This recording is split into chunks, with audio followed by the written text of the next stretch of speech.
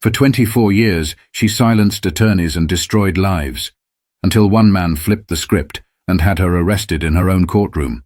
The air inside the Jefferson County Courthouse in Birmingham, Alabama felt thick. Not from the humidity outside, but from something heavier, an unspoken truth that had settled in the walls over decades. Everyone who walked through those heavy oak doors knew how things worked in Judge Meredith Langford's courtroom. She was the kind of judge who rarely looked over her reading glasses, her sharp eyes cutting through attorneys like they were nothing more than irritations. She spoke in a measured tone, never raising her voice, but the authority in it crushed anyone who dared push back. Langford had been on the bench for 24 years, long enough to leave a legacy. Not the kind carved into plaques or celebrated in law schools, but the kind whispered about in hallways, discussed in hushed tones at bar association meetings. Attorneys, especially black attorneys, knew exactly what they were up against when their case landed in her courtroom.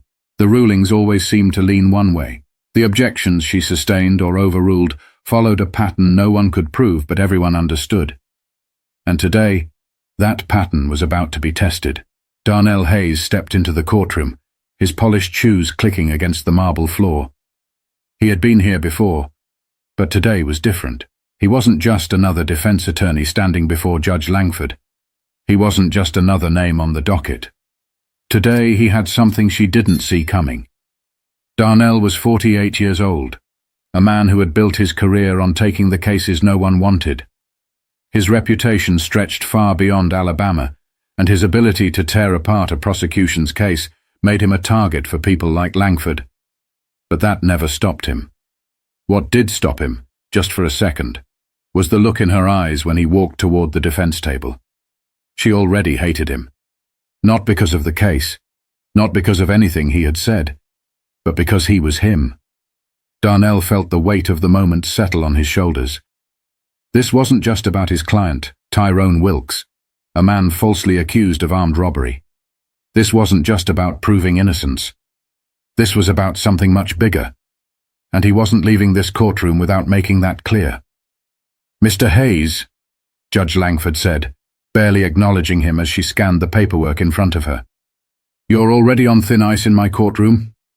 Don't waste my time today." There was no reason for her to say that. They hadn't even started. Darnell tightened his grip on his briefcase but kept his expression unreadable. "I'll try not to, Your Honor."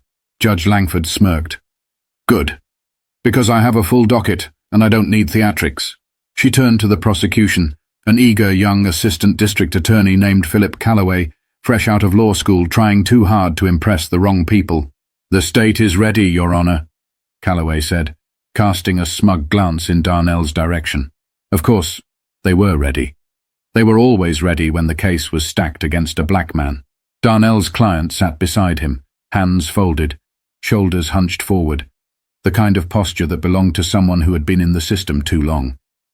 He had seen too much, heard too much, lost too much. Darnell leaned in slightly. "We're ready too," he said, loud enough for the whole courtroom to hear. Judge Langford exhaled through her nose. "Let's get this over with." The trial began, but it wasn't a trial. It was a performance, and Judge Langford had the starring role. Every objection Darnell raised was dismissed with barely a thought.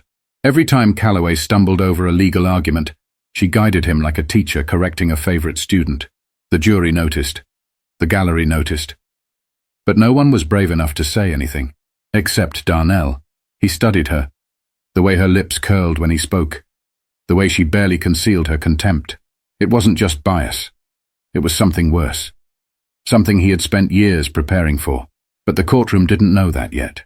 Darnell had been in hostile courtrooms before, but this was different. Judge Langford wasn't even trying to hide it. Every time he spoke, she cut him off. Every time he raised a valid argument, she waved it away like a fly buzzing near her ear. The courtroom had its own rhythm. Lawyers spoke, judges ruled, the jury listened. But in this courtroom, Langford had decided the verdict before the trial even began. Darnell caught the jury's discomfort in the way they shifted in their seats. Even some of the white jurors, who might have come in with their own preconceived notions, couldn't ignore what was happening. But Judge Langford didn't care. She doubled down, her words sharper each time she addressed him. Mr. Hayes, you're testing my patience. Mr. Hayes, if you raise one more baseless objection, I'll hold you in contempt. Mr. Hayes, this is not a lecture hall. If you want to grandstand, do it somewhere else. Darnell kept his expression calm, but inside. Inside, his blood was boiling. Not because she was insulting him, he could handle that, but because she was making it personal, and that was a mistake. Still, he needed her to keep talking, to keep exposing herself. Your Honor, he said, his voice measured. The prosecution just introduced evidence that was not disclosed in discovery. That's a clear violation of Brady v. Maryland. I move for an immediate mistrial. Judge Langford leaned back in her chair, adjusting her glasses with exaggerated boredom. Denied. Darnell blinked. But not out of surprise, out of strategy. He let a beat of silence hang in the air before speaking again. To be clear, Your Honor, you're refusing to acknowledge a Brady violation. Langford's lips pursed. I said denied, Mr. Hayes. He could feel the courtroom shifting, the reporters scribbling faster, the whispers in the gallery growing louder. She saw it too. Her eyes darkened, and for the first time she looked directly at him. You are dangerously close to being held in contempt, Mr. Hayes. Darnell tilted his head slightly. For what, Your Honor? Asking the court to follow the law? Langford slammed her gavel so hard that the sound echoed against the high ceilings. That's enough, she snapped. One more word and I'll have you removed. The room was dead silent. Darnell could hear his own heartbeat, but he wasn't nervous. This was exactly what he needed. His client, Tyrone Wilkes, clenched his fists under the table. Man, don't let her do this to you, he muttered, voice barely above a whisper. Darnell didn't even glance over. I have nothing further, Your Honor, he said smoothly, taking his seat. Langford scoffed, acting as if she had won. But what she didn't realize was that the game had just begun, and she had played right into his hands. Darnell sat still, his expression unreadable. He knew when to push and when to pull back just enough to let someone destroy themselves, and Judge Langford was doing just that. The jury exchanged looks, some glancing at the gallery, where reporters scribbled furiously in their notepads. Everyone could feel it now, the shift, the discomfort, the raw exposure of a judge who had grown too comfortable in her own power. But Langford wasn't backing down. She sat straighter in her chair, her voice cold.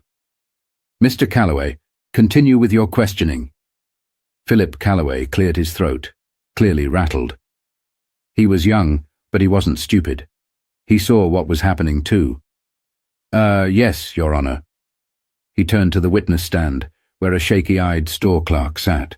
Mr. Thomas, can you confirm that the defendant, Tyrone Wilkes, was the man you saw at the scene of the robbery? The old man hesitated. Darnell leaned forward slightly, watching. He'd seen this kind of hesitation before, the kind that meant someone wasn't as sure as they had been coached to be. Judge Langford wasn't interested in hesitation. Answer the question, she pressed. The witness flinched. I think so, he said finally. Darnell stood up immediately. Objection, Your Honor. That is not a definitive statement. Langford didn't even hesitate. Overruled. Darnell exhaled slowly, shaking his head just slightly, just enough for the jury to notice. He let Calloway fumble through a few more questions before standing up for the cross-examination. Darnell approached the witness stand, his voice steady. Mr. Thomas, you said you think you saw my client that night. How sure are you? The man licked his lips. I mean, I thought I saw him, but you're not certain. Langford cut in before the witness could answer. Move on, Mr. Hayes. Darnell turned his head slowly, meeting the judge's eyes. This was too blatant, too obvious. I'd like the witness to answer, Your Honor. I said move on. Darnell didn't blink. For the record, Your Honor, you are preventing the witness from clarifying his own statement. Langford's face twitched. I'm warning you, Mr. Hayes. Darnell smiled, just slightly. I understand, Your Honor. He turned back to the witness. No further questions. He walked back to the defense table, slow and deliberate. He could feel the tension in the room shifting again, twisting, tightening. Langford knew she had lost control of the room, and Darnell knew it was time, because he wasn't here just to win this case. He was here to end her. He reached into his briefcase, his fingers brushing against the stack of documents that would change everything, and just as he did, the courtroom doors swung open. Something was about to happen that Judge Langford never saw coming. The heavy double doors of the courtroom swung open, and the sound alone was enough to shift every pair of eyes away from the witness stand. 2 federal agents in dark suits strode in, their movements crisp, purposeful. The courtroom went still, a silence so deep it swallowed the air itself. Darnell didn't react. He simply smoothed out his tie and folded his hands neatly on the defense table. Judge Langford's eyes flickered with confusion, then irritation. "What is the meaning of this?" One of the agents, a tall man with a clipped demeanor, flashed a badge as he spoke. "Judge Meredith Langford, we need to speak with you immediately." Langford's jaw tightened. "I am in the middle of a trial." The agent didn't budge. "It's urgent." Darnell could see the confusion morph into something dangerously close to fear in her expression, just a flicker of it. Quickly buried under a mask of judicial arrogance, she squared her shoulders. "This is highly inappropriate. Whatever this is, it will have to wait until I've concluded these proceedings." The other agent stepped forward, this time addressing the courtroom at large. "This is a matter of federal interest. It cannot wait." A ripple of whispers spread through the gallery. Even the jury, sworn to impartiality, couldn't hide their curiosity. Philip Calloway, the prosecutor, cleared his throat awkwardly. Should we take a recess, Your Honor?" Langford's fingers curled into the bench. "No." Her voice was sharp, too sharp. "We are not taking a recess. The defense has wasted enough of this court's time, and I refuse to allow—" "Judge Langford," the first agent interrupted. "We have a warrant for your arrest." A collective gasp rippled through the room. For the first time in 24 years, Judge Langford lost control of her courtroom. Darnell let the moment breathe. Let the weight of it sink into every corner of the room. Then slowly, deliberately, he stood. He turned, looking at the jury, the gallery, the reporters scribbling frantically. Then finally he faced her. And he spoke. "Your Honor," he said, "I believe you just denied my motion for a mistrial. But it seems this trial is now the least of your concerns." Judge Langford's face drained of color. The lead agent stepped forward, pulling a folded sheet of paper from his jacket. "Meredith Langford, you are being arrested under suspicion of bribery, abuse of power, obstruction of justice, and violation of civil rights under federal law." The room exploded. The gallery erupted in voices, some shocked, some delighted, some stunned into silence. The jury members sat frozen, their eyes bouncing between Darnell and the woman on the bench. Langford looked at the agents, then at the paper, then at Darnell, and for the first time, she truly saw him. Saw that he wasn't just another attorney arguing a case before her. He was the man who had been waiting for this moment. "Mr. Hayes." Langford's voice wasn't sharp anymore. It was unsteady. Darnell picked up his briefcase and stepped forward, locking eyes with her. "I told you," he said, calm, unwavering. "I follow the law, even when the law fails people like me." The lead agent moved to the bench. "Judge, we need you to stand." She didn't move. Then, finally, she did. And when the agent snapped the cuffs around her wrists, the courtroom wasn't just watching. They were witnessing a reckoning. But this wasn't over yet. The click of the handcuffs echoed through the courtroom, sharp and final. For 24 years, Judge Meredith Langford had ruled this room with an iron grip. Attorneys feared her. Defendants knew they didn't stand a chance. The system had protected her for decades, turning a blind eye to her rulings, her bias, the thinly veiled contempt she held for people like Darnell Hayes. But now, she stood in the very spot where she had condemned countless men before. Wrists bound, eyes frantic, power slipping. The courtroom was electric. A rare, once-in-a-lifetime kind of moment that no one had expected to see. The jury, the gallery, even Philip Calloway, the young prosecutor who had been so eager to please her, all stared in stunned silence. Darnell let the moment stretch. He had spent years building toward this, gathering every piece of evidence, tracking every bribe, every unethical ruling, every case she had manipulated. He had been patient, playing the long game, knowing that one day The weight of her corruption would become too heavy to ignore. And today was that day. One of the federal agents pulled a folded sheet of paper from his jacket and began reading the charges aloud. Meredith Langford, you are under arrest for multiple violations of the Civil Rights Act, bribery, obstruction of justice, and abuse of judicial power. You have the right to remain silent. Anything you say can and will be used against you in a court of law. Langford finally found her voice. This is outrageous, she hissed. The lead agent didn't even blink. You can take that up with your lawyer. A wave of murmurs swept through the gallery. The reporters scrambled to capture every detail. The way Langford's hands shook. The way her once imposing presence seemed so small now. She turned to Darnell. You, she spat. Her voice laced with something between rage and disbelief. This is your doing. Darnell lifted his chin slightly. This is justice, he corrected. For the first time in his career, the balance had shifted. Langford tried to compose herself, but it was useless. The power she had wielded for so long was gone. The irony wasn't lost on anyone. For years she had sat in judgment, handing out hollow lectures about accountability and respect for the law. And now she stood before the very system she had abused. The agents moved her toward the doors, but not before one final humiliation.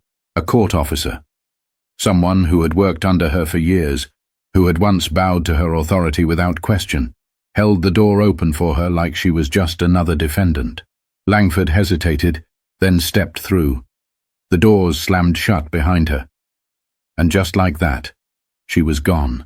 The courtroom was left in stunned silence, the weight of what had just happened settling over the room. Darnell exhaled slowly, letting his hands rest on the defense table.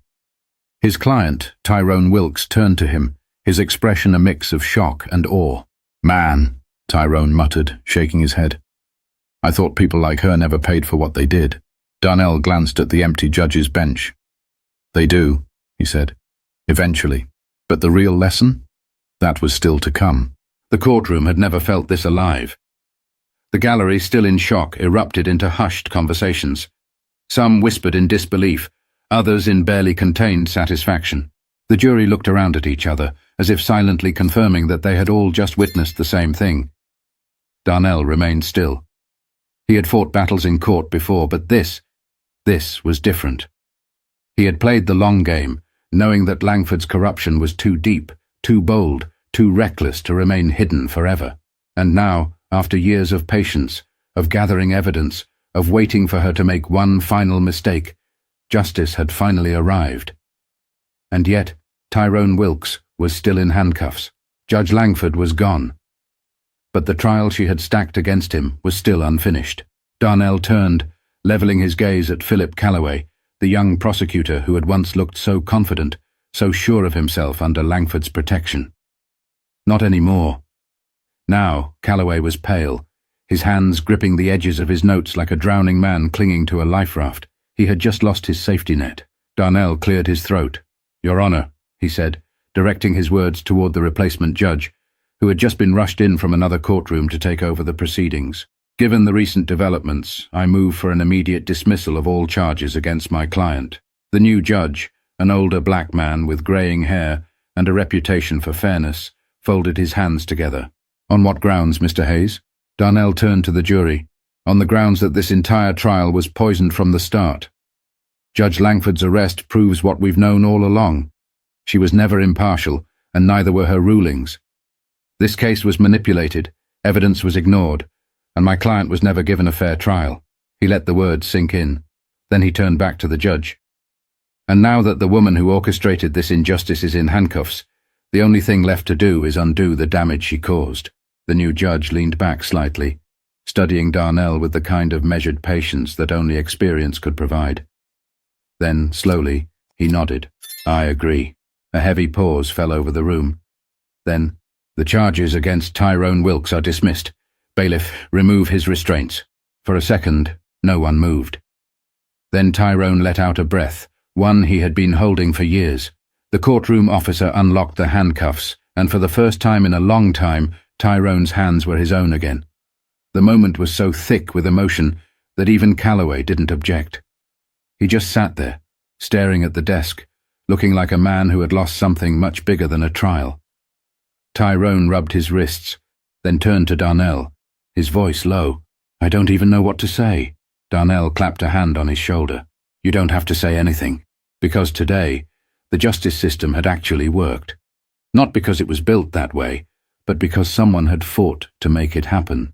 Tyrone stood, looking around the courtroom that had nearly swallowed him whole.